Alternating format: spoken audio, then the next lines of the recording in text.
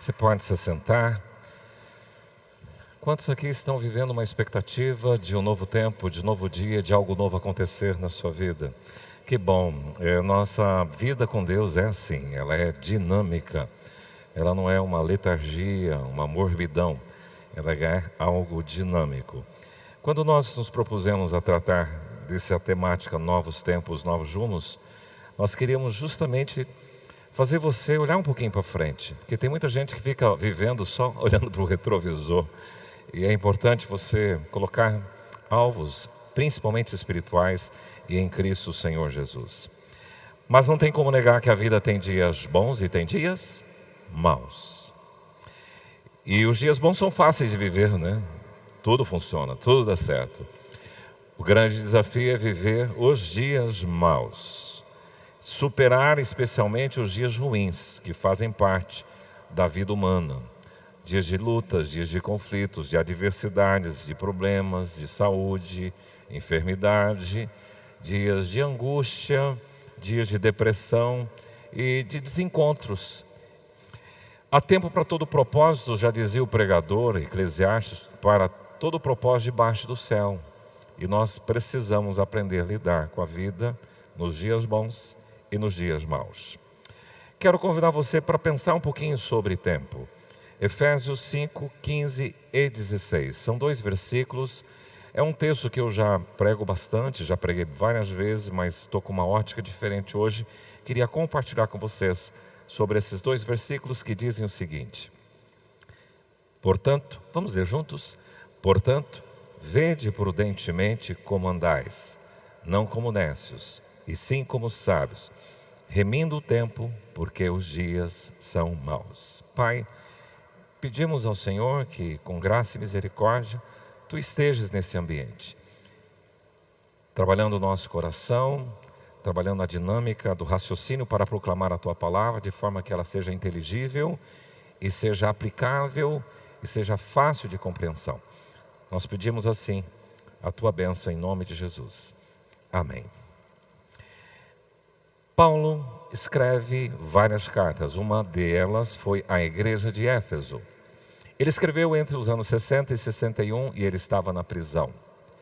Na verdade, a carta à igreja de Éfeso é considerada uma carta circular, que passou por várias igrejas, porque Paulo tinha intenção de informar doutrinariamente e ter um conteúdo aplicável aos primeiros cristãos, aos cristãos do primeiro século. Nessa carta, ele vai trabalhar sobre a posição que você tem em Cristo Jesus. Ele vai tratar da oração, ele faz uma oração para que você tenha discernimento e revelação de Deus. Ele vai falar do seu passado, do seu presente e futuro, outrora éreis e hoje, ele descreve. Vai falar do seu ministério e da mensagem como apóstolo. Vai fazer uma oração também para que você não tenha só discernimento, mas poder. Vai falar sobre a responsabilidade do crente, vai tratar do chamado do crente para uma vida pura, vai abordar sobre a vocação do crente para uma vida cheia do Espírito e a vocação também do crente para a batalha espiritual. O texto que li, ele está dentro da vocação do crente para uma vida cheia do Espírito. E eu queria então pensar neste verbo que é tão comum na carta de Paulo à igreja de Éfeso, o verbo andar. Andar pressupõe movimento, parar, estabilidade. E há um salmo que usa também verbos. Bem-aventurado aquele que não anda no conselho dos ímpios, não se detém e não se assenta. Então há uma sequência. Mas o verbo andar na carta à igreja de Éfeso mostra esse movimento. Por exemplo, ele diz assim que vocês andaram outrora segundo o curso desse mundo. Mas ele diz em Efésios 4:1, rogo eu, prisioneiro do Senhor, que andeis de modo digno da sua vocação.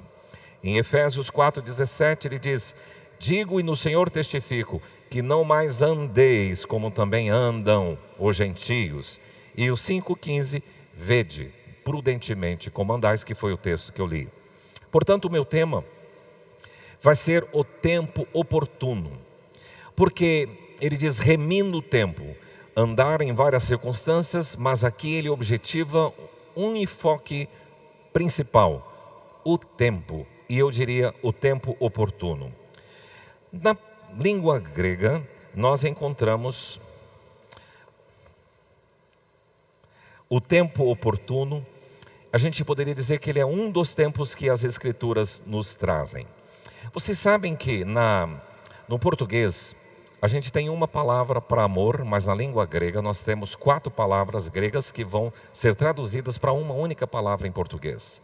Quais são as 4 palavras? Ágape, amor relacionado a Deus; o amor filia, amor amizade; o amor eros, amor físico; e o amor storge, amor entre pais e filhos. Mas todos esses 4 amores são traduzidos todos para uma palavra só na língua portuguesa: amor. A palavra tempo também. A palavra tempo, na língua grega, nós temos 3. Quais são as 3 palavras? Aion, Cronos e Kairos. Eles têm sentidos diferentes. E é isso que é uma pobreza, porque o grego, ele tem uma amplitude do significado de amor. Então, quando você lê no português só amor, você não sabe se é storge, se é filia, se é ágape. E quando você lê a palavra tempo na língua portuguesa, você não sabe se é aion, se é cronos ou se é kairos. Mas o texto aqui, se você for consultar o léxico grego, você vai perceber que a palavra grega é kairos. Classificando um pouquinho essas 3 palavras, o tempo aion é o tempo de longo prazo. Quando você fala assim de geração em geração, você está falando de um tempo de longuíssimo prazo. Quando você está falando de século, de eternidade a eternidade, pelos séculos dos séculos, você está falando do aion. E o tempo aion, ele traz para mim uma lição muito importante que todos nós devemos aprender. Você é ínfimo na eternidade.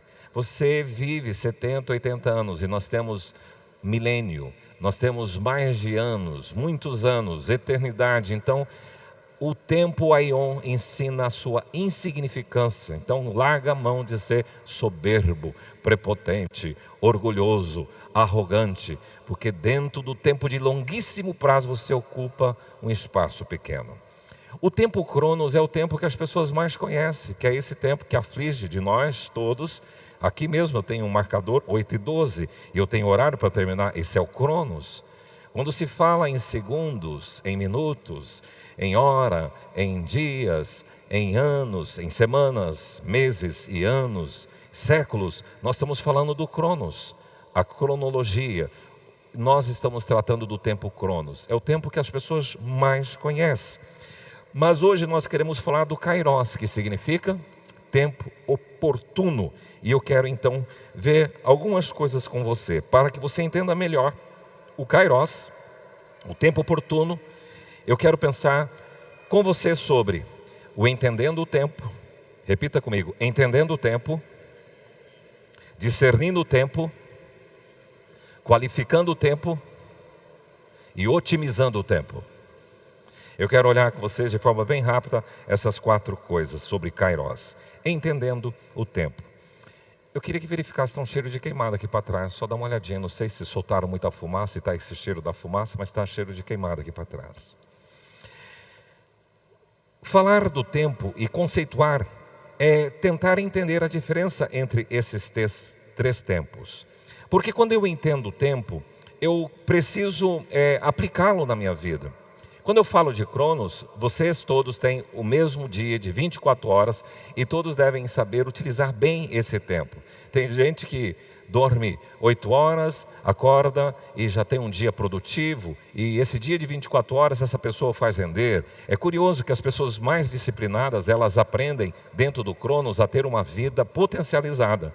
Porque tem gente que tem as mesmas 24 horas que você, mas não faz nenhum exercício, não tem o seu tempo com a sua família, não tem o seu tempo à mesa para comer, e está lá no trabalho e às vezes não rende. Eu já percebi isso porque eu, muito tempo, trabalhei meio período numa empresa e eu tinha colegas que trabalhavam 8 horas, mas o meu rendimento nas 6 horas às vezes era muito maior do que o rendimento daquele que fazia 8 horas, porque talvez era o foco e a potencialização do tempo, eu tinha que aproveitar para fazer render. Isso acontece em várias dimensões. O que a gente tem mais familiarização é com o tempo cronos. O tempo aion a gente nem liga para ele, porque é de longo prazo, a gente nem sabe quanto tempo vai viver. Mas se tem um tempo que deve ser valorizado, é o tempo oportuno, é a oportunidade.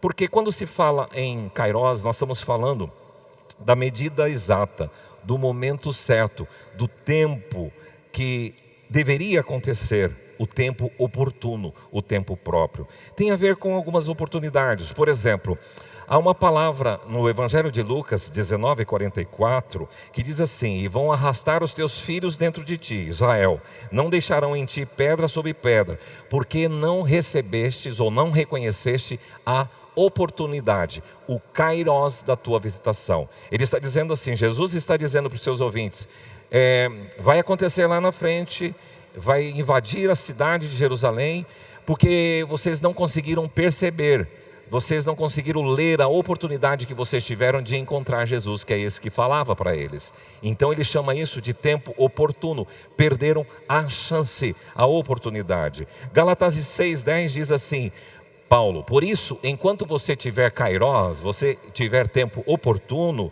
faça o bem a todas as pessoas. Então, quando você tiver chance, quando você tiver situações favoráveis, situações oportunas, aproveite. É isso que ele está dizendo do kairos, é aproveitar as oportunidades. Efésios 1:10, ele fala acerca de Jesus, porque fala de Jesus que estava nos céus, depois diz que ele fez convergir em Cristo na dispensação da plenitude dos tempos. Que quer dizer? Jesus veio no tempo que ele veio, porque era o tempo certo, era o tempo oportuno. Então a oportunidade. Outro texto de Colossenses 4:5 diz, portai-vos com sabedoria com os que são de fora.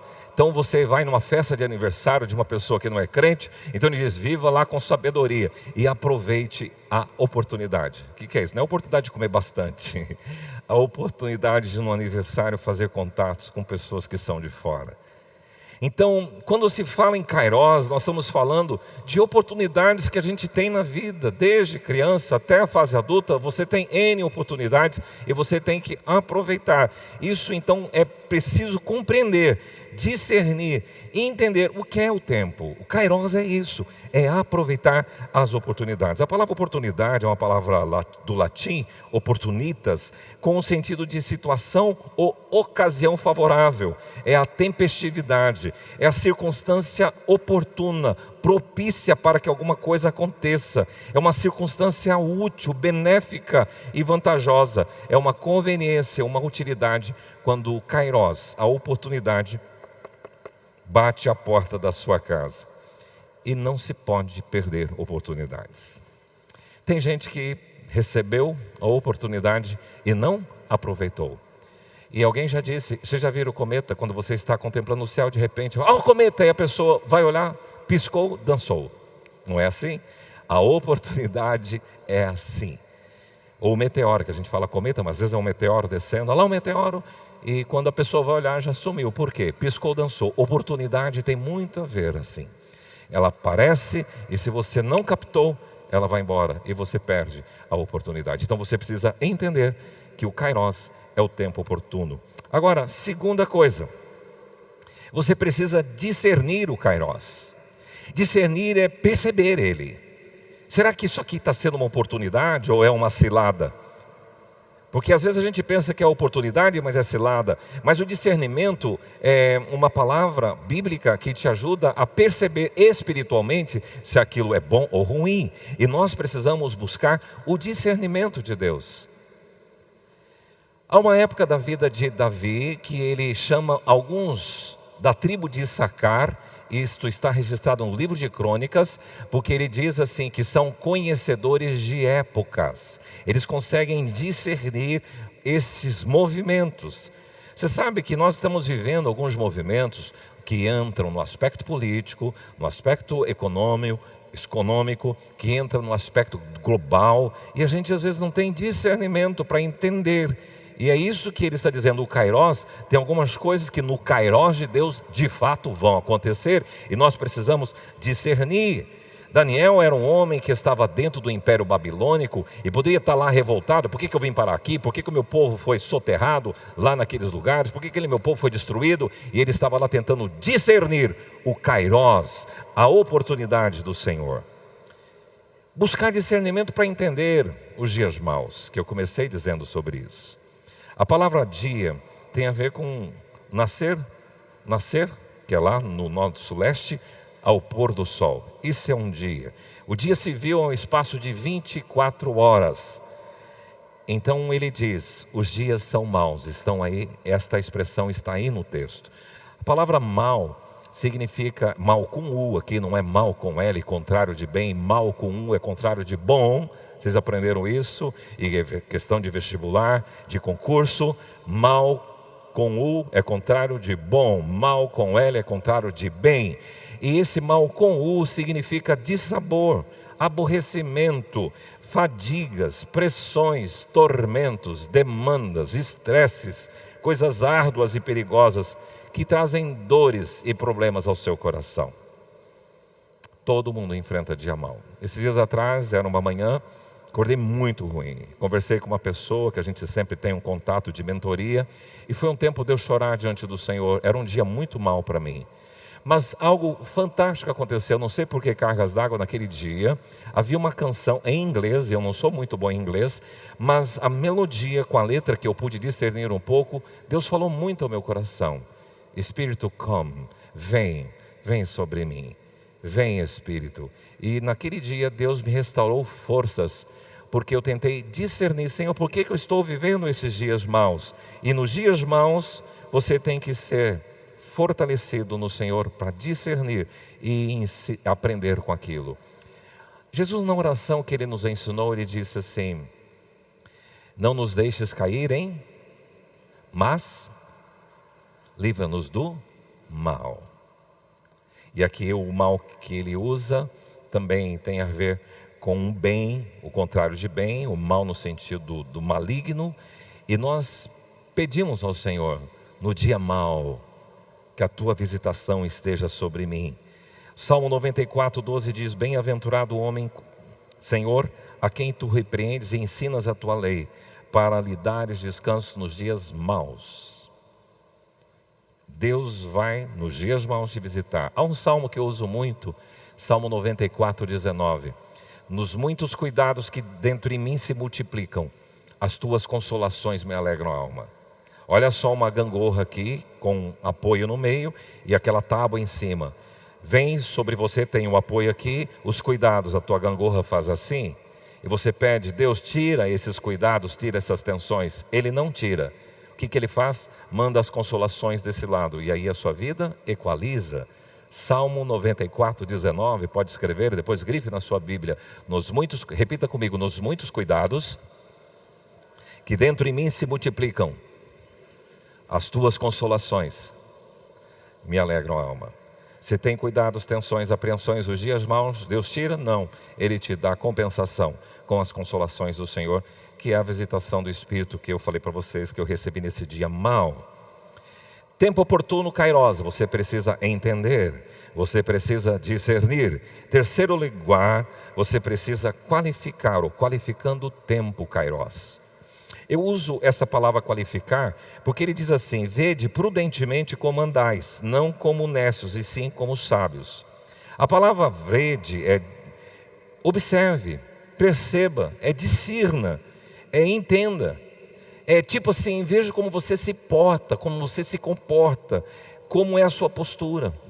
Eu sempre admirei o que Deus falou para Abraão lá em Gênesis 17, 1, porque lá diz assim o texto, quando atingiu Abraão a idade de 99 anos, apareceu-lhe o Senhor e lhe disse assim, eu sou o Deus Todo-Poderoso, anda na minha presença e ser perfeito. Eu fico sempre imaginando se Deus chega para um cara de 99 anos e diz assim, arregala os olhos, não pisa na bola, anda na minha presença e ser perfeito. O que Ele não vai dizer para você e para mim? Falou para um Abraão, um patriarca. Então, a ideia de ver de prudentemente como andar é como você se comporta. São palavras fortes, prudentemente, nécio e sábio. Porque nécio é idiota, é burro, é tolo, é insensato, é essa expressão. Então ele diz que o seu tempo tem que ser qualificado com a prudência e com a sabedoria. E quando a gente pensa um tempo de qualidade, A gente normalmente pensa em tempo de qualidade com pessoas, mas eu diria que tem tempo de qualidade em termos de postura e posicionamento e em tempo de qualidade com relação a pessoas. Na postura tem a ver com andar, com comportamento. Tempo de qualidade, nesse sentido de qualificar o tempo na sua postura, é você fazer bom uso da sua oportunidade de viver de forma regulada a sua vida, conduzir a si mesmo, uma postura prudente. A imprudência faz muito estrago. A imprudência. A prudência tem a ver com fazer algo de forma exata, acurada, cuidadosa, precisa, não é fazer de qualquer jeito. A imprudência se porta assim. Então, a regra básica da prudência é o temor do Senhor, é o princípio da sabedoria e revelam prudência. Então, junto com a prudência, Paulo aqui utiliza a outra palavra, sabedoria. Então, andem como sábios e não como nécios.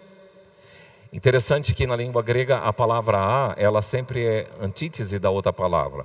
Por exemplo, a palavra grega para sabedoria é sofia, sofós, e aqui é asofós.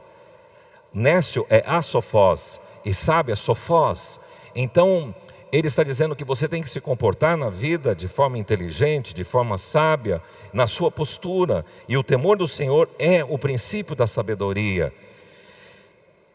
Moisés, ele entendeu isso, porque uma das orações de Moisés no Salmo 90 é: ensina-nos a contar os nossos dias para alcançar coração sábio.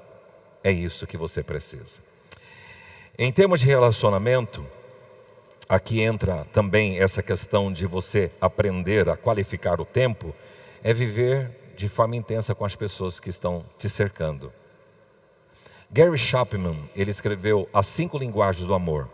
Ele coloca 5 linguagens que são as formas como a gente expressa e comunica que a gente ama as pessoas: carinho, tempo de qualidade, serviço, elogio e presentes. Essas 5 linguagens são o serviço ou atos de serviço, a mesma ideia, da mesma forma elogio como palavras de afirmação, é o mesmo significado. São essas 5 linguagens. Aqui nós estamos falando do tempo de qualidade, do kairos, que você viver de forma intensa com as pessoas que Deus colocou ao seu lado para dedicar de forma exclusiva na atenção a alguém. É como se o teu cônjuge estivesse falando assim: vem cá, marido, escuta aqui, você pode falar que eu estou ouvindo. Vocês acham que está ouvindo? A pessoa está lá, ele já deu as costas, pode falar que eu estou ouvindo. Então, o tempo de qualidade é focar naquele momento. Então, qualificar o tempo é viver de forma intensa, no sentido que você tem uma postura adequada e no sentido de que você tem relacionamentos fortes. E por último, o tempo oportuno, kairos, além de entender, de discernir, de qualificar, você tem que otimizar o tempo. As oportunidades têm que ser aproveitadas e otimizadas. Quando eu olho para a palavra remindo aqui, porque o texto diz remindo tempo, significa redimir, resgatar do desperdício, pagar um preço para ser bem aproveitado. É uma palavra de mercado municipal, é uma palavra de feira, porque a palavra ágora é mercado, e aqui é uma expressão de estar no mercado e você vai lá para comprar, para evitar o desperdício do tempo.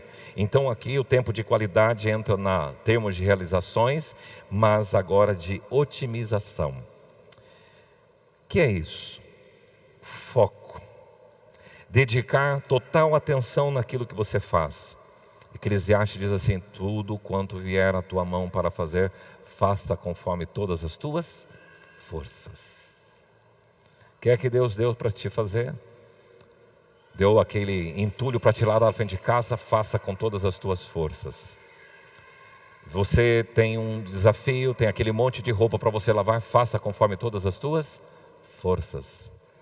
Você quer deixar o seu carro caprichado, bonito e arrumado, faça tudo com todas as tuas forças. Você quer ter um concurso, passar no concurso, faça com todas as tuas forças, foco. E as escrituras têm muitos incentivos assim. Eu fui esses dias em uma inauguração, e o texto que eu usei é esse de Paulo à igreja de Colossenses: tudo quanto fizerdes, seja em palavra, seja em ação, fazei-o em nome do Senhor Jesus, dando por ele graças a Deus Pai.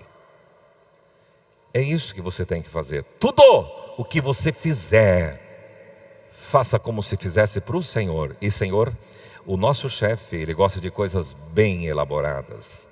Capricha na comida que você faz. Faça como se fosse para Jesus. Capriche naquela água saborizada. Capricha no seu trabalho, naquele documento que você tem que apresentar para o seu chefe, naquele tratado. Capricha no seu trabalho escolar. É isso que ele está dizendo. É otimizar, é você fazer com foco, concentração, com excelência. A gente precisa corrigir uma coisa, porque muitas pessoas confundem perfeccionismo com excelência. Perfeccionismo é um problema, a excelência não. Você não deve ser perfeito, perfeito é só um. Você não tem que buscar a perfeição nesse sentido de todas as coisas, mas você tem que procurar sempre a excelência em todas as suas realizações. Faça o melhor. Mário Cortella diz: faça o melhor com os recursos que você tem.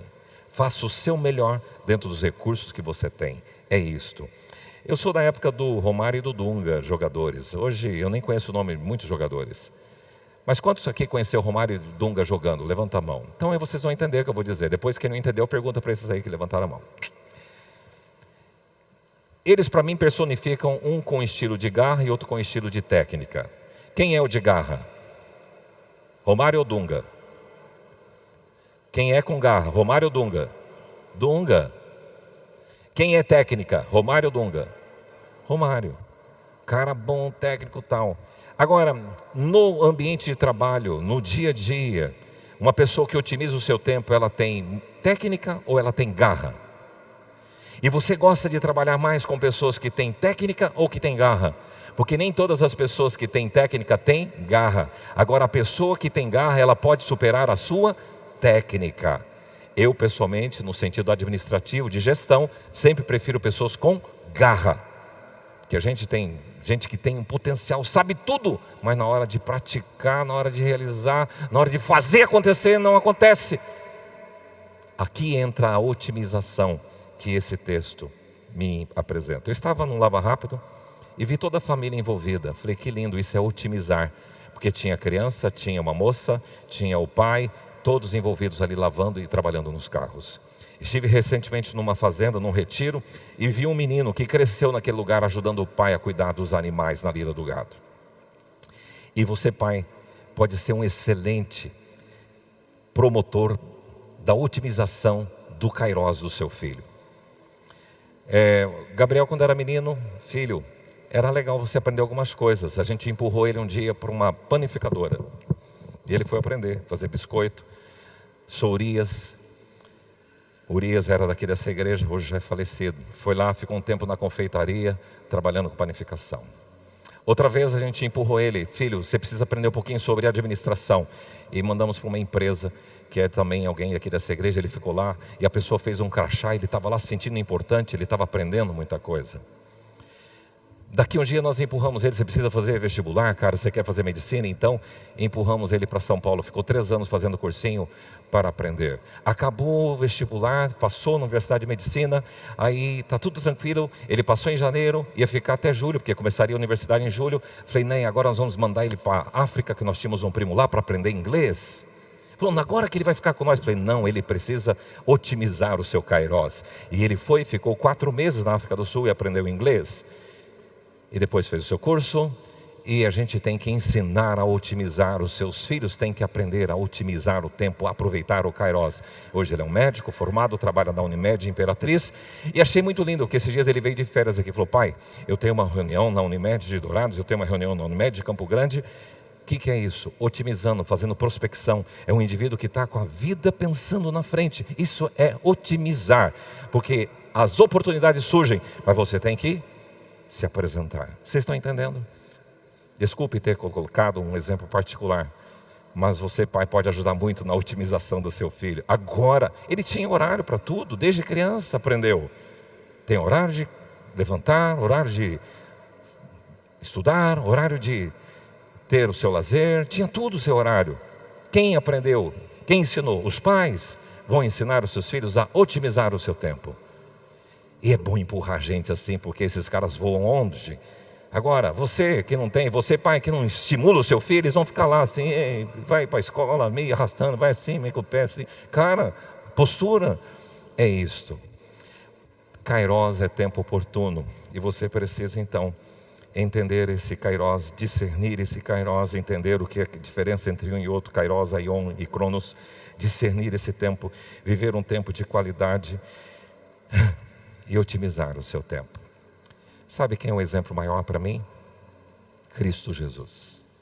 Ele veio no Kairós, no tempo oportuno, e aproveitou todas as oportunidades. Ele é uma inspiração para todos nós. Ele soube entender o tempo. Cronos, Aion e Kairós, ele sabia, ele é o criador do tempo. Segundo, ele conseguiu discernir, não é chegada a minha hora, não é chegado o tempo, o meu Kairós. E ele viveu um tempo de qualidade no seu ministério. Eu creio que ele foi um bom filho, que ele foi um bom marceneiro e ele foi um bom mestre. E ele viveu de forma otimizada. Quero convidar você a se colocar em pé. A minha palavra hoje é de encorajamento. É para você, novo tempo, novo rumo, sair da letargia, sair do marasmo, sair da preguiça, sair da mesmice. Tem coisas para fazer, para acontecer. Nós temos uma tamareira bem ali na entrada, muito linda. E as pessoas dizem assim, quem planta tâmara não come tâmara. Nós plantamos, ela já veio grandão para cá, grandona para cá, e nós vamos comer. Mas se você não fosse comer tâmara, você plantaria uma tamareira? Eu acho que a gente tem que aprender a pensar lá na frente. Empurrar os nossos filhos com prudência. O texto nos diz que você tem que ver como você anda. Vede prudentemente como andais, não como necios, e sim como sábios, remindo o tempo. Por quê? Os dias são maus. O dia está difícil, e daí? Jesus enfrentou dias difíceis. Eu enfrento, você enfrenta. Vamos olhar para Jesus, o alvo é Cristo. Que você possa cantar essa canção com esta garra, com esta vontade, olhando para Ele.